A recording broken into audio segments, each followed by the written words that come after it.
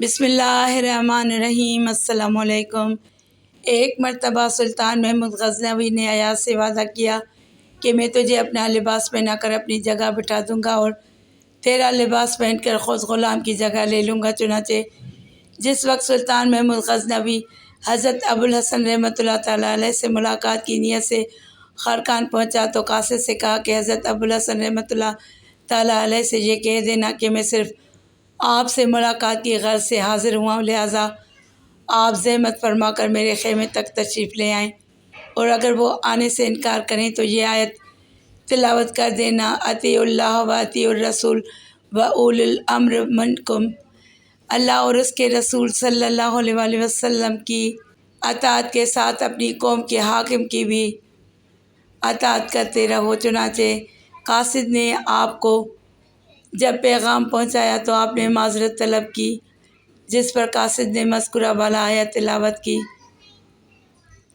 آپ نے جواب دیا کہ محمود سے کہہ دینا کہ میں تو اطیع اللہ میں ایسا غرق ہوں کہ اطیع الرسول میں بھی ندامت محسوس کرتا ہوں۔ ایسی حالت میں اولی الامر منکم کا تو ذکر ہی کیا ہے۔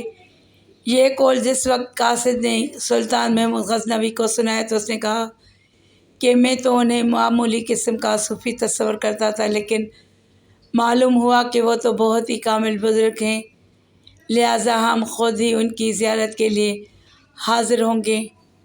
اور اس وقت محمود نے ایاز کا لباس پہنا اور 10 کنیزوں کو مردانہ لباس پہنا کر ایاز کو اپنا لباس پہنایا اور خود بطور غلام کے ان 10 کنیزوں میں شامل ہو کر ملاقات کرنے پہنچ گئے۔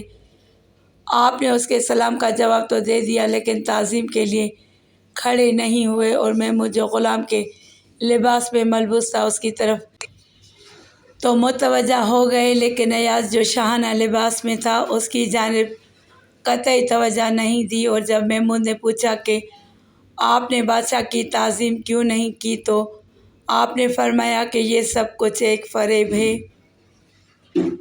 اس پر محمود نے جواب دیا کہ یہ دام فریب تو ایسا نہیں ہے جس میں آپ جیسے شہباز پھنس سکے۔ پھر آپ نے محمود کا ہاتھ تھام کر فرمایا کہ پہلے ان نامحرموں کو باہر نکال دو، پھر مجھ سے گفتگو کرنا۔ چنانچہ محمود کے اشارے پر تمام کنیزیں باہر واپس چلی گئیں، اور محمود نے آپ سے فرمائش کی کہ حضرت بایزید بسطامی رحمۃ اللہ تعالیٰ علیہ کا کوئی ایسا واقعہ بیان فرمائیے۔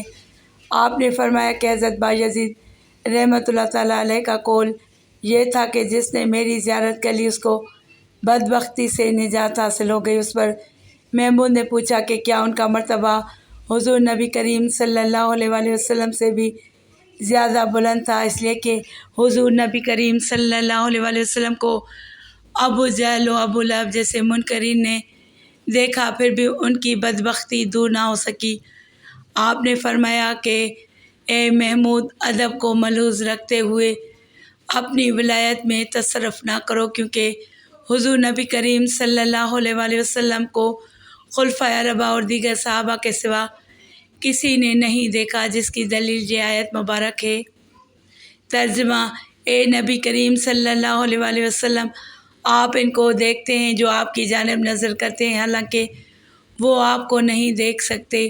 یہ سن کر محمود بہت محظوظ ہوا، پھر آپ سے نصیحت کرنے کی خواہش کی تو آپ نے فرمایا کہ نواحی سے اجتناب کرتے رہو، باجماعت نماز ادا کرتے رہو، سخاوت و شفقت کو اپنا شعار بنا لو۔ اور جب محمود نے دعا کی درخواست کی تو فرمایا کہ میں خدا سے ہمیشہ یہ دعا کرتا ہوں کہ مسلمان مردوں اور عورتوں کی مغفرت فرما دے۔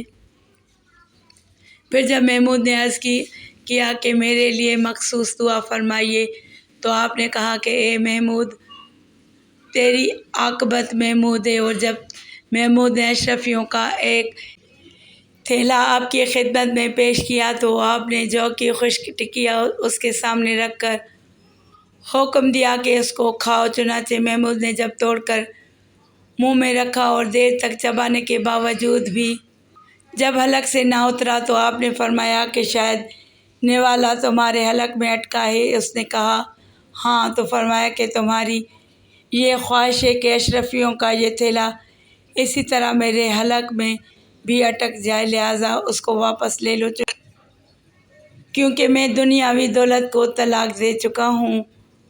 اور محمود کے بے حد اصرار کے باوجود بھی آپ نے اس میں سے کچھ نہ لیا۔ پھر محمود نے خواہش کی کہ مجھ کو بطور تبرک کے کوئی چیز عنایت فرما دیں۔ اس پر آپ نے اس کو اپنا ایک پیراہن دے دیا۔ پھر محمود نے رخصت ہوتے ہوئے عرض کیا کہ حضرت آپ کی خانقاہ تو بہت خوبصورت ہے۔ فرمایا کہ خدا نے تمہیں اتنی وسیع سلطنت بخش دی ہے، پھر بھی تمہارے اندر طمع باقی ہے اور اس جھونپڑی کا بھی خواہش مند ہے۔